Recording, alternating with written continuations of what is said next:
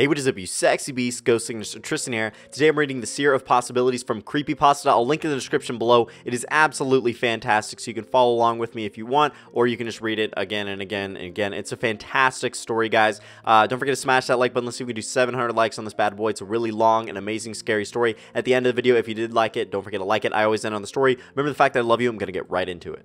Sometimes, otherworldly beings find interesting ways to contact you. They might use a Ouija board, or come up in a dream, or sometimes even speak to you through another person. They each have their own style and preference that's particular to them.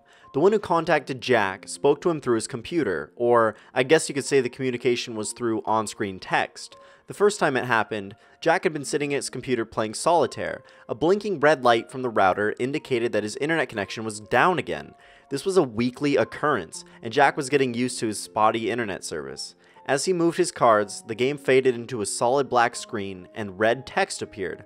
"Hi Jack, I need a favor from you. You're a very special person, and I know you will help me. I can't ask this of just anyone. I really need your help." Jack paused for a second. The router light was still blinking red. Is this some sort of a joke? He couldn't help but wondering. Several moments later, the message continued. "Yes, Jack. I know this is weird for you, but I don't want you to worry. This is just a small, easy favor I need. I'll make sure you're rewarded." Now nearly in a panic, Jack reached around and pulled the internet cable completely from the wall.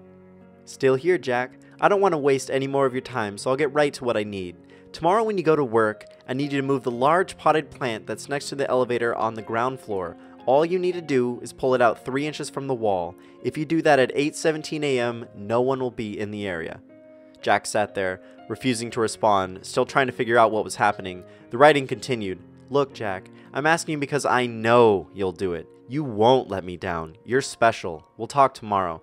Jack pulled the power cord from the wall and the computer went blank. Did that really just happen? He thought. Still shaken from the experience, he took a warm shower and got ready for bed, convincing himself that he'd either have some crazy dream or was just an elaborate joke. But who would want to play a kind of joke on him? He didn't really have any friends or enemies.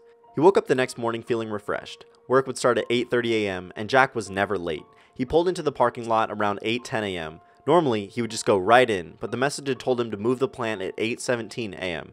Was he really going to do it? Overnight, Jack's fears had turned into curiosity. Let's say he moved the plant. He wouldn't be doing anything wrong or illegal, right? In Jack's mind, the most reasonable course of action would be to move the plant. He'd do it, nothing would happen, and he'd be able to put this whole crazy matter behind him. 1 minute before 8:17, Jack left his car and walked toward the building. He entered the foyer at the exact time he was supposed to. The message was right. Nobody else was around. Odd, Jack thought. The building was normally busy around this time of the morning, but this temporary lull had been accurately predicted.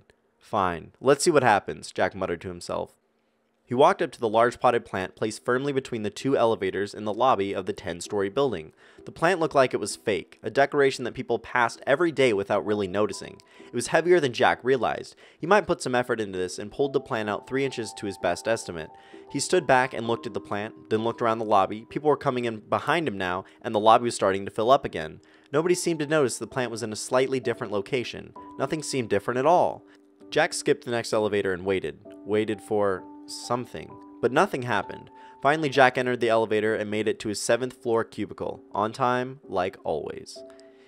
If you ever asked Jack's coworkers to describe him, you'd hear words like polite, quiet, respectful, and competent. And while those words were all accurate, they gave little indication to the truth that Jack didn't really like most people. That's not to say he disliked them, just that he had very little interest in getting to know them or being their friend, save for one, Allie, the girl who sat 2 cubicles down from him, was the only person he wanted to know more about. With her big smile, blonde hair, and beautiful figure, Jack was very interested in learning all about her. Despite his lack of success with women in the past, he was actually doing a fair job getting to know her. Every morning as he passed her cubicle, he'd stop for a chat. The chats were 1 minute at first, then 2 minutes, then several minutes. Jack was surprised that she actually seemed to like him. On this particular morning, their daily conversation only lasted a couple of minutes. As they exchanged their morning greetings and talked about Allie's wild night out, the elevator doors seemed to open behind them. Out hobbled James Bentley, the boss of both Jack and Allie.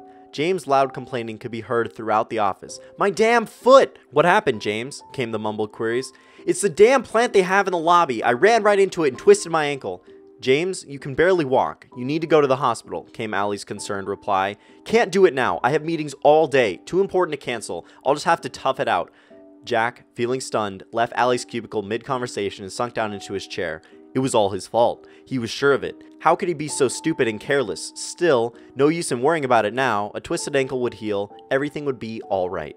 Upon his return home, Jack went immediately to his computer and turned it on. As soon as the computer booted up, the screen went black and a new message popped up. How was your day, Jack? He sat there, staring at the screen, not knowing how to answer. The message on the screen continued. Actually, I know how your day was, but never let it be said that I'm not polite. You're wondering what's going on. You want to know why James Bentley had to twist his ankle. Well, Jack, this chain of events isn't done playing out. I don't want to tell you too much too soon, but this will all make sense to you in a short order. Just go to work tomorrow like you normally do. Don't worry about a thing, Jack. You'll be rewarded. You're special. Talk to you tomorrow. Jack sat back in his chair.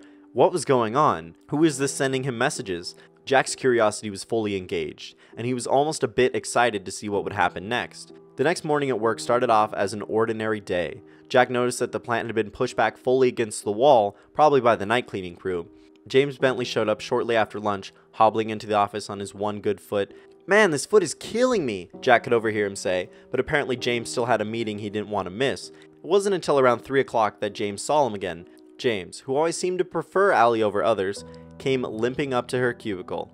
Allie, you're not doing anything right now, are you? No. Nothing that can't wait until tomorrow, I guess. Could you please drive me to see my doctor? I should probably have gone yesterday, but I just couldn't get away. The pain is killing me right now, and I don't think I can drive myself. I barely made it here this morning, and I don't think I can even push the gas pedal right now. We can take my car if you want. Yeah, that's fine, James. I don't have a problem taking you. Turning to Jack, she said her goodbye. See you tomorrow, Jackie. She put on a coat and slowly followed James as he struggled down the hallway. She gave a half turn and shrug in Jack's direction, with a little smile as she walked away. Jack felt even lonelier than normal when she was gone. It was 10 minutes later that they all heard the crash. It was preceded by the loud horn of an 18-wheeler and screeching brakes. The collision itself was a sickening thud of 2 large metal objects colliding. Even on the 7th floor it was loud. The office workers gasped and ran to the windows. Is that James' car? One of them asked. Hard to tell from up here, someone replied. It's so banged up. The horrifying implication of what just happened came to Jack immediately. No, he thought, this can't be true. Shaking all the way, he ran to the elevator and went to the ground floor, along with several others from the office. Some of them were crying. As they joined the growing crowd around the scene of the accident, Jack could hear the far-off sound of emergency sirens. Looking past the gawkers, he could see that the 18-wheeler had hit James' car broadside. Its driver had been thrown out onto the pavement where he lay motionless. James was sitting in the passenger seat of the car, motionless, but with a surprised look on his bloody face. Jack couldn't tell if he was dead or alive. The driver's side, where Allie was seated, had taken the hit. The space she had been occupying had been compacted to a third of its original size. Allie's head was smashed open, and her twisted body was broken and battered. The crowd was stunned. Tears, screams, sirens, that was all Jack could hear. Without going back inside the building, Jack ran to his car and drove home, angry and sad. He made the journey home and to his computer. There the machine sat. He wanted to turn it on, but he was afraid what he would find out. Was he really the one responsible for Allie's death? The whole chain of events had started with him. He knew he was to blame. Jack reached for the power button and then pulled his hand back. Finally, after several minutes, he had the mental strength to turn it on. The screen flickered and then went black, and then a familiar text started appearing on the screen. No, Jack, it's not your fault. I know you're blaming yourself, but all the people die eventually. Some, just sooner than others. Jack stared at the screen. He resisted the urge to throw the monitor to the ground. After a moment, the writing continued. Jack, I'm going to tell you something, and I really need you to seriously consider everything I'm about to say.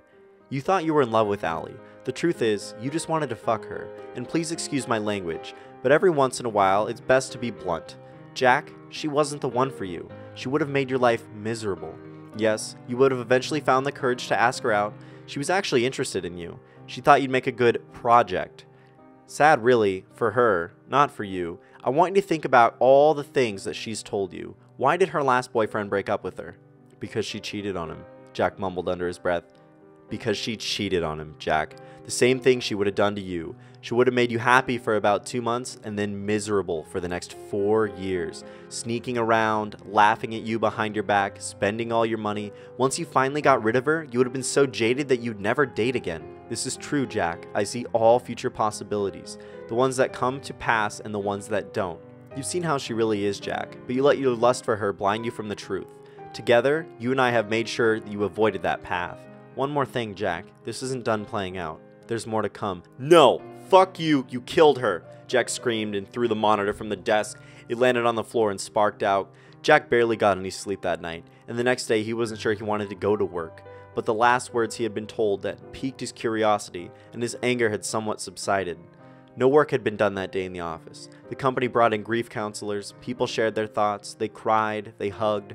James had actually survived the accident, but was in a coma. The doctors thought he might recover eventually, but nobody was really sure. Late in the afternoon, Jack was approached by Diego Salbarra, the head of the division. Diego was blunt and upfront, and he offered James' position to Jack. Technically, it would only be a temporary promotion, but James wouldn't be back anytime soon. Diego promised him that the promotion would be made permanent once enough time had passed. "Let's keep this low-key for now," Diego told him. "I know it might seem quick, but the Lancaster project James is working on cannot be stopped. It's too important for the company. I need someone to take charge right away. This can't wait." Stunned, Jack accepted the promotion. He left work with a strange mixture of feelings, not really sure how he felt about anything. On his way home, he stopped at the electronics store and bought a new monitor. He made it home and powered up the computer. Once again, the writing came on the screen. "Jack, I want to be the first one to congratulate you. I'm proud of what you've accomplished." Jack stared at the screen. "Jack, I have to ask for your forgiveness because I haven't introduced myself yet. I'm called the Seer. Like I told you before, I see what will be and I see what can be. It's a very powerful gift I have. But you know what, Jack? For all my power, I still can't do anything corporeal. I can predict, I can see, and with enough effort I can even communicate. But I don't have a body. That's something that was taken from me a long, long time ago. That's why I need you, Jack. I'm an artist of sorts, an artist of human manipulation. You'll be my paintbrush and my canvas. I want you to work with me, Jack. It's all very simple. Just perform simple tasks for me from time to time." Jack was becoming more and more curious. "And Jack, before you give me an answer, I want you to know a couple things. First off, I'll never lie to you. Secondly, I'll never ask you to do anything which, taken by itself, is wrong or illegal. Yes, bad things will result, and sometimes people will die, but that's going to happen eventually anyways, right, Jack? And the bad will always be balanced out by something good that happens to you." Jack winced at the last idea, and he fought the urge to turn the computer off. The Seer was right. Everyone would die eventually. Why not let something good come out of it? And what about never lying to him? If he had known all the time that Ali was going to die, he would have never done the original favor. But as he thought more and more about it, he realized the Seer hadn't lied to him, and had only withheld information. Still, Jack wondered if he could trust the Seer. "Work with me, Jack. Together we will make incredible things happen. I'm just asking you to perform little tasks from time to time. Oh, and these tasks will have great consequences. They're going to be beautiful, Jack, and they'll always end in a reward for you. That's the beauty of my art. One single task produces something bad and something good. Oh, one last thing, Jack. I can see you're having trouble with this. If I stopped talking to you right now, it would take about 2 weeks to decide to join me. But you know what, Jack? You would join me. That's right. You're going to say yes. So instead of waiting, why don't you just say yes to me now? Let's get started, Jack. And when it's all over, you're going to thank me. I promise you." Jack considered what the Seer had just said. His initial feeling of revolt was slowly fading. He paused and for the first time placed his fingers on the keyboard and responded directly to the Seer. "What do you want me to do next?" As the years passed, Jack did every favor that the Seer had asked of him, and as the Seer had promised, Jack was rewarded for his actions every single time. The rewards often came in unexpected and interesting ways. One of the more memorable experiences for Jack happened about 2 years after he first agreed to help the Seer. "Jack, I need you to go downtown tomorrow," the Seer requested. "Enter Garmin's Liquor at exactly 12:37 p.m. A man will ask you a question. The answer you're going to give him is 27. As always, the Seer instructions were simple and direct, yet mysterious. The next day, as requested, Jack entered the store. In front of him, a burly construction worker was at the counter filling out a lottery play slip. "Let's see here," said the construction worker. "My birthday, that's the 15th. My wife's birthday, that's the 24th. And my kids' ages 2, 10, and 13. The man scratched his head and looked around, zeroing in on Jack. "Hey, buddy, I need another number. You got one for me?" Jack smiled. 27. "Really? I was thinking about playing 35. But you know what? I like your face. Let's go with 27. With that, the man completed his slip and paid for his lottery ticket. "See you, pal," he said happily as he patted Jack on the shoulder on his way out the door. Jack tried not to put any more thought into what would happen to this man. "Just let things play out, Jack. You'll never guess how things will end up, so just let yourself be surprised," the Seer advised him. Still, it was impossible not to wonder about these things from time to time. He knew, considering the way the seer worked, there was no possible way that he'd actually helped this man. But giving him a losing lottery number, that was too simple for the seer, and he couldn't imagine he'd actually given him a winning number. So that's how Jack was surprised when 2 weeks later, he ran into the same man again, this time at the grocery store. "Hey buddy, it's you! I remember you! Check it out! I won!" Indeed, the man looked like $1 million, wearing new clothes, a new gold watch, and a big goofy smile. The man walked right up to Jack. "I didn't think I'd ever see you again, but I'm so glad you're here. I never would have won without you. Hey, let me buy those groceries for you." "No, wait, that's not good enough for you. You're my good luck charm. Always gotta treat people right. That's what my mom says." Reaching into his pocket, the man removed his checkbook and promptly wrote Jack a check for $10,000. "It's the least I can do for my good luck charm." After thanking the man and feeling a bit confused by the whole thing, Jack raced home to his computer. After turning it on, the seer's writing appeared on the screen. "Well, Jack, how does it feel to be $10,000 richer?" "It feels good, but I can't help but wonder. We've never helped anyone before. Why are we starting now?" Jack asked that question with a tinge of guilt. He never liked to admit that people were being hurt by his actions, but in this case, his curiosity overwhelmed any latent feelings of guilt. "Oh, Jack, we haven't helped anyone. Yes, that man is happy now, but he'll have lost every penny within 2 years. You saw it for yourself. He just gives money away. Old friends, lost relatives, they're all going to come asking him for money. And there will be some very bad investments as well. The stress of losing everything is going to cause his wife to leave him. She'll take the kids too. He'll be alone and broke, a ruined man who would have been much better off if he'd never won. You needn't feel bad, Jack. It's the own man's stupidity and greed that'll do this to him." Jack felt some regret, but the seer's rationalizing and focusing on his own reward always put him at a peace of mind in the end. Through the years, no two tasks were ever alike. Sometimes the effects of his actions were direct and easy to see. Other times they caused a chain of reactions so complex that he could not even follow it. "Go to the county administrator's building. Park in space number 43 at 4:47 p.m. came one such request. Jack did so, and 2 months later he met Donna, with whom he fell in love with and ended up marrying. He wouldn't have even known that the two events were related if he hadn't asked the seer about it. "Jack, when you park in that space, you caused the person who would have parked there to park in a different spot, but she bumped the car next to her. She barely even made a scratch, but she called our insurance agency anyway, causing him to leave the office late. He missed his train home, and while waiting for the late train, he was mugged and stabbed. He'll never fully recover. The mugger took his credit cards and used them. And Jack, I could keep going with this, but there's another 23 people involved. Sometimes these favors are going to be very complicated, but let's just say your actions ultimately caused Donna to be in the exact right place for you to meet her." Jack's relationship with the seer grew. Though remaining mostly mysterious, the seer divulged enough information over time so that Jack could get a generalized understanding of the seer's history. From historical references, Jack knew the seer was thousands of years old. When still alive, the seer had been a powerful fortune teller and artist who foretold future events happening through paintings. A foolish king who misinterpreted the seer's prediction and lost a battle as a result had the seer executed. Unencumbered by physical senses and existing in a lonesome void, the seer's possibilities expanded exponentially. Finally learning to communicate with the living, the seer began reaching out to those who would respond, including Jack. And of course, the seer knew everything about Jack. In all, it was as much as a friendship as anyone could have with a dead person. And Jack was grateful to the seer too. He had a nice job, a nice house, a beautiful wife, and people respected him. He was happy, which is something he never felt before the seer contacted him. 12 years in total passed, 12 good years for Jack. Task after task was completed, usually about one every month. Jack was sitting in the office of his large rural house and was contacted by the seer once again. "Hi Jack, I have a favor to ask of you. This one's the easiest yet. You don't even have to get up. Call Regaro's Pizza in exactly 2 minutes. Let the phone ring 3 times and then you can hang up." Jack smiled, nice and easy. He no longer wondered about how these tasks would play out. He just trusted the seer and simply did what he was told. Jack made the call exactly 2 minutes later. The quietness of the household was broken nearly 30 minutes later by the ringing doorbell. That's odd, Jack thought. Neither he nor Donna was expecting anyone.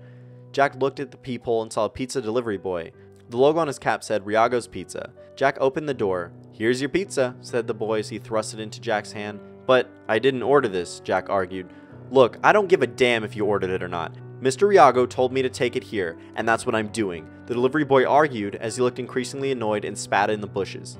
Jack looked at the boy in front of him. He looked to be about 17 years old, but the most noticeable thing about him was his size. He was huge, probably about 6.5 feet tall and very muscular.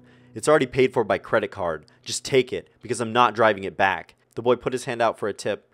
I don't have any cash on me, Jack told the truth. Whatever, came the disgusted reply. The boy looked past Jack into the house, and then turned and walked away slowly to his waiting car, looking over his shoulder as he walked.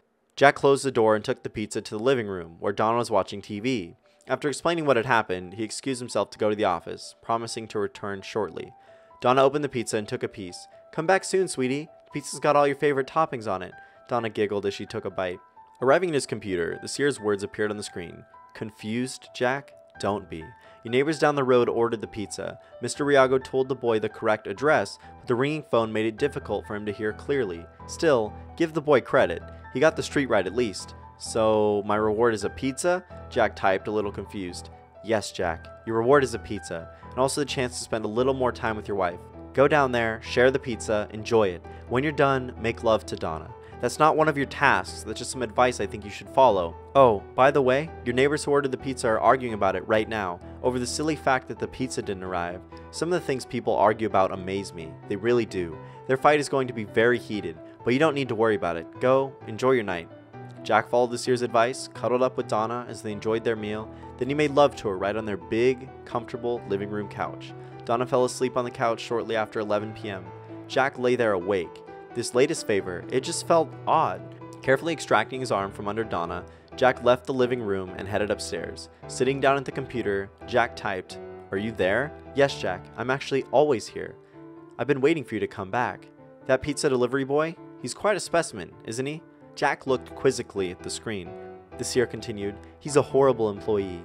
He was hired only 3 days ago, and already Mr. Riago wants to fire him. But as a physical specimen, he's strong, fast, and very observant. For example, he noticed that you didn't lock the front door as he delivered your pizza." "What?" Jack said aloud as he started to get up. "Sit down, Jack. I need to tell you something important. Unlocking the door now won't change your situation." Jack slowly took his seat again at the computer, looking behind himself as he did so. "You see, Jack, it's true that I never lied to you. Everything I told you is 100% honest. But yes, I've withheld certain facts. You see, I've told you that every task causes something bad to happen to someone else and something good to happen to you. But there's a third thing. There's an ultimate goal that each task has been working toward. Remember Allie? Of course you do. What you probably don't remember about her is that she was helping to pay her brother's way through college. When she died, he had to drop out. He was going to be a great psychologist, but now he works in a factory instead. That's really too bad for our pizza delivery boy. He could have used a good therapist a few years ago, but that good therapist wasn't there for him. Instead, he got some fruity and quack. And remember our lottery winner? Yes, you do. He was a neighbor to our pizza boy. After he lost all of his money, of course, he beat the boy senseless after the boy jumped into the street in front of his car. Quite a traumatic memory for a young lad. But his mother didn't care about the incident. She didn't protect the boy at all. She couldn't, not after using the drugs given to her by her boyfriend, who happened to be one of the muggers who robbed that insurance agent. He bought the drugs with the money that he made from the robbery. Do you see the scope of my artistry? Jack sat, glaring at the monitor. He wanted to get up, to check on Donna, but he was too scared to move. The seer continued, Jack, you've done over 100 tasks for me, and each one has served an ultimate purpose, to psychologically destroy this boy, turn him into a monster, and to bring him here tonight. Don't you see, Jack? This involved tens of thousands of people and billions of possibilities. If you had failed to complete even one of these tasks, the whole chain would have collapsed. This was orchestrated by me, and set in motion by you. Together we've done something wonderful. This is a masterpiece of human manipulation. Our masterpiece. And it all begins and ends with you. 2 perfect points in time. Tonight, wrong address, no tip. This poor boy finally snapped. He's downstairs right now. He's slitting Donna's throat at this exact moment. Jack could hear a short, muffled scream coming from the living room, followed by a gurgling noise. No! Jack screamed and stood up, starting to run downstairs. Jack, stop! The voice startled Jack. It was inside his head. For the first time, the seer was talking to him directly. It was a pleasant voice, a feminine voice. You can't do anything. She's already gone. He'll be coming for you shortly, and you can't stop him. But why? Jack cried with tears welling up in his eyes. It's not an artistic masterpiece if it doesn't begin and end with you, Jack. Her voice was soothing. I want you to appreciate the fact that I'm talking to you directly. This requires all of my energy, and as a result, I'll have to rest for several years before I can contact anyone again. That's how special you are to me. Please don't feel bad about this, Jack.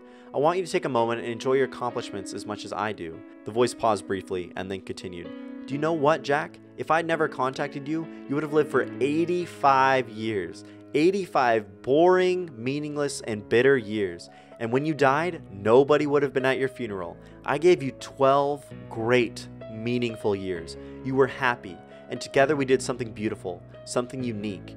Jack paused for a minute and considered his 12 years of happiness, and his tears of sorrow mixed with tears of joy.